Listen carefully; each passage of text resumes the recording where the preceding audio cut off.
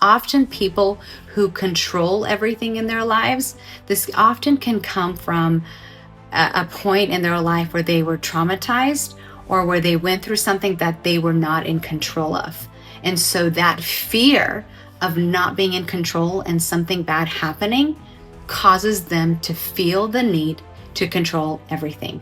And it's almost like you feel like you are in control and you're powerful, but you're robbing yourself of so much peace.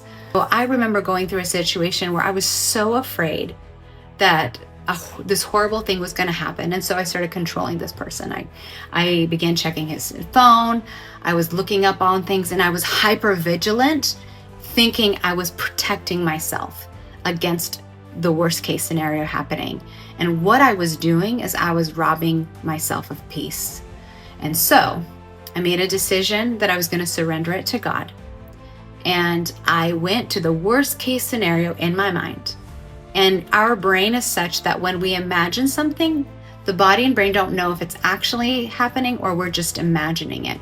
So I was imagining the worst case scenario, and I went there in my mind. And I imagined what happened. I imagined how I was going to respond. And I turned the story to say, I'm going to respond good and I'm going to be fine. And when you do that, and when I did that, what it does is it removes the fear of the unknown. It removes the fear of, if I don't control this, something horrible is going to happen and I'm not going to be able to take it or handle it. The worst case scenario did happen, but what helped me was, leading up to that, I completely let control go.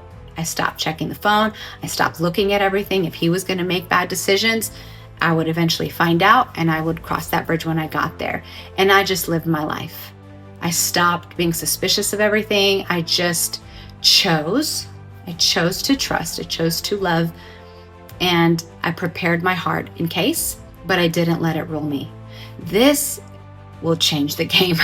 When you surrender to Jesus, which you cannot control, you will give yourself peace.